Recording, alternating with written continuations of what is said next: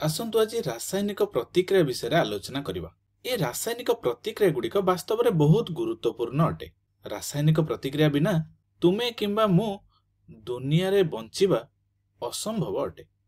कारण वर्तमान समय तुम शरीर मध्य प्रति सेकेंड रे अनेक अनेक रासायनिक प्रतिक्रिया चली रही एवं रासायनिक प्रतिक्रिया बिना आमर जीवन असंभव ही हेजिबो। एवं वर्तमान आम यूनिवर्स को ब्रह्मांड को जमिति देखुचंती रासायनिक प्रतिक्रिया बिना ताहा एमिति हेई पार नथांता। तबे रासायनिक प्रतिक्रिया गुड़िक कौन? तबे एहा हेउची जेतेबेले अणु किंबा परमाणु मध्य बंध भांगी जाय थाए किंबा नूतन बंध गठन होई थाए ताहाकु ही कुहा जाय थाए। तेबे रासायनिक प्रतिक्रिया वास्तव में कौन? चलो एई उदाहरणटी को नै आमे बुझिया पई चेष्टा करिबा। एवं एई रासायनिक समीकरणटी सबुठु साधारण रासायनिक समीकरण अटे। एवं पुनश्च जदि एपरि किछि प्रतिक्रिया घटु नथांता ताहेले आमे बड़ समस्या रे पड़ी जाय थांते, हमकु जल बा पानी मिली नथांता। तेबे चलो देखिबा जे वास्तव में एही रासायनिक समीकरणटी हमकु कोन विवरणी प्रदान करछि। तेबे एठी गोटे जिंस लक्ष्य कर, आमे जो तीर चिन्हर वाम पार्श्व रे जाहाकु देखुचंती ताहाकु प्रतिकारक बोली कहा जाय।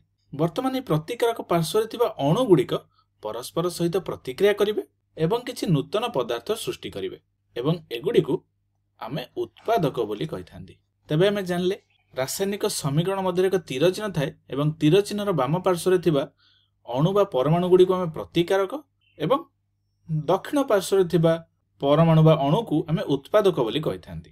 तेबे एही प्रतिक्रिया रे प्रतिकारक कोन कोन मु नेछि? मु हाइड्रोजन रो अणु नेछि एवं ऑक्सीजन रो अणु को नेछि।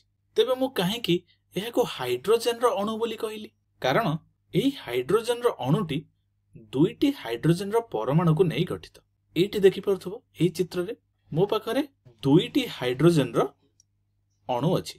वर्तमान एठी हेउची गोटे हाइड्रोजन रो अणु, ये हेउची गोटे हाइड्रोजन रो परमाणु एवं ये अन्य एक हाइड्रोजन रो परमाणु। दुईटी हाइड्रोजन मिसी गोटे नूतन हाइड्रोजन रो अणु सृष्टि करछन्ती।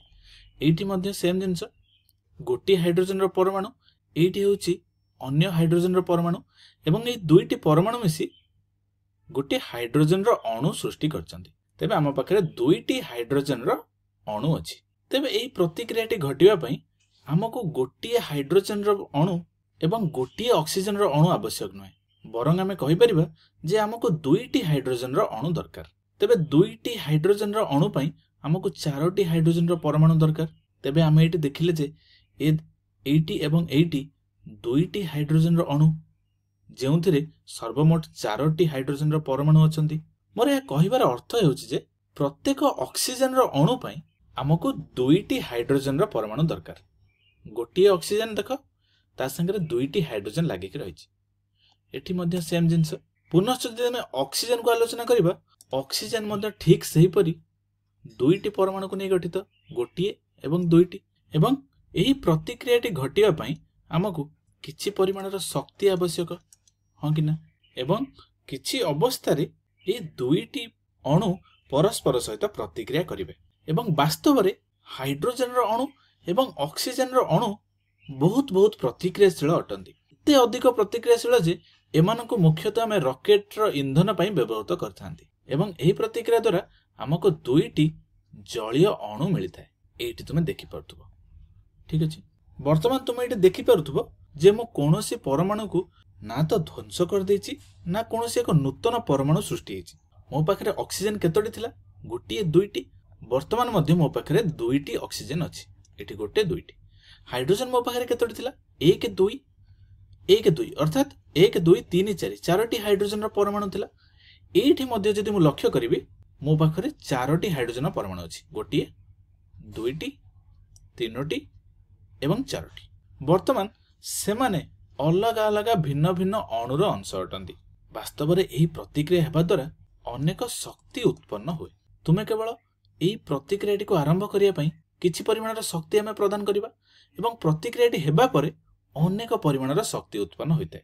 तबे जेतेबेले एही प्रतिकार गुडी को आमे किछि परिमाणर शक्ति प्रदान करंती सेमाने भांगी जाई परस्पर ठारू अलग होई जांती एवं भिन्न भिन्न दिगरे घुरी बुलंती एवं पुनश्च सेमाने अन्य एक अणुर परमाणु सहित मिसी किछि नूतन यौगिक सृष्टि करथांती। वर्तमान देख एही रासायनिक प्रतिक्रिया द्वारा हमको कोन मिलला? दुईटी वाटर मॉलिक्यूल मिलला बा जलीय अणु मिलला। वर्तमान आम जदि जलीय अणु को देखा ए कौन है दुईटी हाइड्रोजेन गोटे ऑक्सीजन सहित मिसी एक नूतन अणु सृष्टि कर। वर्तमान ये परमाणु गुड़िक भिन्न भिन्न हो गले। ये जदि प्रतिकारक पार्श्व आम अणु गुड़ी लक्ष्य करुले प्रति अणु से परी दुईटी परमाणु को नहीं गठित होते। वर्तमान ये जदि आम लक्ष्य करवा एमाने दुईटी भिन्न भिन्न प्रकार परमाणु को नहीं गठित, तेबे एमान को आम यौगिक बोली कही था। वर्तमान जलीय अणुटी को आम यौगिक कहीपर, किंतु हाइड्रोजन अणु किंबा ऑक्सीजन अणु को आम यौगिक कहीपर ना। तेबे ये प्रतिक्रिया केते परिमाणर शक्ति उत्पन्न हुए ताहा बुझिया पई तुमे ये चित्रटी को लक्ष्य कर। यह हेउची गोटे रॉकेटर छवि। वर्तमान छवि रे ये अंशटी को तुम लक्ष्य कर पारथुबो। ये अंशटी होची यार टैंक, जेउथिरे अनेक परिमाणर तरल ऑक्सीजन एवं तरल हाइड्रोजन अछि। एवं आमे कोन करंती ना ये रॉकेट को किछि परिमाणर शक्ति प्रदान करंती, जहा फल रे एटी तरल ऑक्सीजन और हाइड्रोजन परस्पर सहित तीव्र प्रतिक्रिया करेंगे। एवं जेतेबेले एमाने तीव्र प्रतिक्रिया करंती एमाने अनेक परिमाणर शक्ति उत्पन्न करि परंती। एठी लक्ष्य करथुबो एमाने अनेक परिमाणर शक्ति उत्पन्न करंती, जहा फल रे एही रॉकेट को गति करिया पई एही शक्ति गुड़िक सहाय्य करिथाय। वर्तमान आमे एही प्रतिक्रियाटी को लक्ष्य करबा। आमे जेतेबेले हाइड्रोजन को ऑक्सीजन सहित मिसाइले प्रतिक्रियाटी एही दिगरे गति करी जल सृष्टि हला। तेबे पुनश्च आम जल को ये हाइड्रोजन और ऑक्सीजन अणु रे पुनश्च परिणत करि परिबे कि? उत्तर हेउछि ना। ये प्रतिक्रियाटी विपरीत दिगरे गति करिबा अत्यंत कठिन अटे। तेणु आम एही प्रकार प्रतिक्रिया को अप्रत्यावर्ती प्रतिक्रिया बोली कहिथांती। एवं एहा को विपरीत दिगरे हमको गति कराया पई बा एही जल को भांगी पुनश्च हाइड्रोजन और ऑक्सीजन गैस पाइबा पई हमको अनेक परिमाणर शक्ति दरकार। सेथि पई आमको इलेक्ट्रोलाइसिस परी भिन्न भिन्न रासायनिक प्रक्रिया करिया को पड़िबो, जेउथिरे आमे जल को अनेक परिमाणर शक्ति प्रदान करी हाइड्रोजन और ऑक्सीजन गैस रे परिणत करि परिबा। किंतु आमे ई प्रतिक्रियाटी को जेउ परि भाबरे लेखुचंती तीर चिन्हर मुन्नटी को पटरे आमे उत्पादक पार्श्व आड़ को देउचंती एवं विपरीत पार्श्व को आमे देउ नाहंती। तेणु एही प्रकार रासायनिक प्रतिक्रिया को आमे प्रत्यावर्ती रासायनिक प्रतिक्रिया बोली कहिथांती। तेणु एही प्रकार रासायनिक प्रतिक्रिया को आमे अप्रत्यावर्ती प्रतिक्रिया बोली कहिथांती। तेबे तुमे चिंता करी देख जे प्रत्यावर्ती प्रतिक्रिया किछि हेई परिबो कि, जेउथिरे आमे प्रतिकारक को उत्पादक रे परिणत करिबा एवं उत्पादक पुनश्च भांगी प्रतिकारक रे परिणत हे जिवो। किछि समय निजे भाबिया पई चेष्टा कर।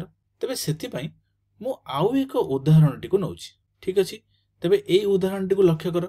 एठी मो पाखरे एक कार्बोनेट रो आयन अछि एवं एठी आयन शब्दटी एक अणु रे किबा परमाणु रे प्रोटॉन और इलेक्ट्रॉन रो असंतुलन थिबा एक अणु बा परमाणु को बुझाए। जेतेबेले गोटे परमाणु किबा अणु रे इलेक्ट्रॉन रो संख्या एवं प्रोटॉन रो संख्या समान न थाए ताहले ताको हमें आयन बोली कहिथांती। वर्तमान एठी मो पाखरे गोटे बाइकार्बोनेट रो आयन अछि एवं एठी तुमे जा देखुछ एहा एक हाइड्रोजन रो आयन बोली कहिथांती।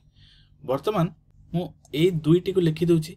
एठी वियुक्त चार्ज विशिष्ट आयन, एटा होछि युक्त चार्ज विशिष्ट आयन। तेणु आमे एमाननको आयन बोली कहि परिबा। तबे प्रतिक्रिया तुमे जे बाइकार्बोनेट आयन टी को देखुछ ताहा वास्तव रे किछि एही परि देखा जायथाय एवं ता ऊपर एक वियुक्त चार्ज थाए एवं हाइड्रोजन रो आयन टी किछि एही परि देखा जायथाय जहा ऊपर युक्त चार्ज थाए। वर्तमान ए हाइड्रोजन रो परमाणु टी आमे कहि परिबा जे गोटे इलेक्ट्रॉन को हराई बसिछि एवं किछि लोक एहाकू प्रोटॉन बोली मध्य कहिथांती। तबे एहा एक समतुल रासायनिक प्रतिक्रिया जेउथिरे कार्बनिक अम्ल प्रस्तुत होइछि H2CO3। तेबे एथुर जणा पडुछि जे ए जो हाइड्रोजन रो आयन टी ये कोनोसी एक ऑक्सीजन रो आयन सहित जाइके मिसि जाइछि। एहा एक समतुल रासायनिक प्रतिक्रिया, कारण एही प्रतिक्रिया एक द्रवण मध्य परकु पर चाली रहिताय। तुमे जदि अधिक प्रतिकारक जोग करिवो ताहले प्रतिक्रियाटी किछि एही दिगरे गति करिवो आगकु एवं जदि हमें किछि पदार्थ एही उत्पादक पार्श्व जोग करिवो ताहले प्रतिक्रियाटी किछि विपरीत दिगरे एमति गति करिवो। प्रतिकारक पार्श्व जोग कले यह उत्पादक दिगरे गति करिवो। तबे हमें कहि परिबा जे एथिरे प्रतिकारक गुड़िक उत्पाद रे परिणत हे परिबो एवं उत्पाद गुड़िक प्रतिकारक रे परिणत हे परिबो। तबे एही परि रासायनिक प्रतिक्रिया को आमे प्रत्यावर्ती प्रतिक्रिया बोली कहिथांती। ठीक अछि, तबे कार्बनिक अम्ल वास्तव रे अत्यंत गुरुत्वपूर्ण अणु अटे किंबा आमे एही कार्बनिक अम्ल को एक यौगिक मध्य कहि परिबा। କାରଣ ଏହା ଭିନ୍ନ ଭିନ୍ନ ମୌଳିକକୁ ନେଇ ଗଠିତ, ଯେମିତିକି ହାଇଡ୍ରୋଜେନ, କାର୍ବନ ଏବଂ ଅକ୍ସିଜେନ। ଏବଂ ପ୍ରକୃତରେ ଏହା ପରିବେଶ ମଧ୍ୟରେ ଥାଏ ମଧ୍ୟ, ଏବଂ ବାସ୍ତବରେ ଏହା ପରିବେଶରେ ମଧ୍ୟ ଥାଏ। ଯେତେବେଳେ ତୁମେ ଫାଷ୍ଟଫୁଡ ଖାଇବା ପାଇଁ ଯାଅ ସେଥିରେ ମଧ୍ୟ ଥାଏ, ଏବଂ ଯେତେବେଳେ ତୁମେ କାର୍ବୋନେଟେଡ୍ ପାନୀୟ ପିଅ, ତୁମେ ବଜାରରୁ ଥମ୍ସଅପ୍ କିମ୍ବା କୋକାକୋଲା ଏମାନେ ସବୁ ପିଉଥିବ, ସେଥିରେ ମଧ୍ୟ କାର୍ବନିକ ଅମ୍ଳ ଥାଏ, ଯାହା ଭାଙ୍ଗିଯାଇ କାର୍ବନ ଡାଇଅକ୍ସାଇଡ୍ ଗ୍ୟାସରେ ପରିଣତ ହୁଏ। ଏବଂ ଯେତେବେଳେ ଆମେ କୋଲ୍ଡ ଡ୍ରିଙ୍କ୍ସର ଠିପି ଖୋଲି ଦିଅନ୍ତି, ବୁଦୁ ବୁଦୁ ହେଇ କିଛି ଗ୍ୟାସ୍ ବାହାରି ଆସେ, ତାହା ହେଉଛି ଏହି କାର୍ବନ ଡାଇଅକ୍ସାଇଡ୍। ଏବଂ ଏହି କାର୍ବନିକ ଅମ୍ଳ ସମୁଦ୍ର ମଧ୍ୟରେ ମଧ୍ୟ ଥାଏ, ଯାହାକି ବାୟୁମଣ୍ଡଳରୁ ଅଙ୍ଗାରକାମ୍ଳକୁ ଶୋଷି ନିଏ।